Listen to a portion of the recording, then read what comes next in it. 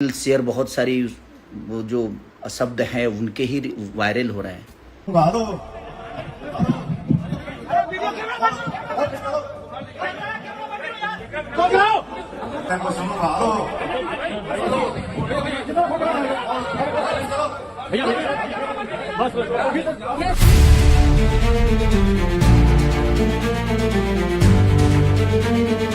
आप लोग देख सकते हैं कि भोजपुरी के किंग कहे जाने वाले पावर स्टार पवन सिंह जो कि गुंजन सिंह के बर्थडे में गए थे और शराब के नशे में पावर स्टार पवन सिंह कैसे पब्लिक पर टूट पड़े।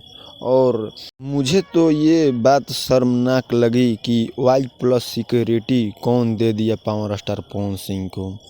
ये मैं नहीं बोल रहा हूँ, ये भोजपुरी के जनता बोल रही है। तो आप लोग का क्या राय है, कमेंट बॉक्स में अपना राय बतलाइए। अगर चैनल पर नए हैं तो चैनल को सब्सक्राइब कर लीजिए। और पावर स्टार पवन सिंह को अपना इज्जत का भी सवाल नहीं है और वो अपना इज्जत भी खो रहे हैं। आप लोग क्या राय है, कमेंट बॉक्स में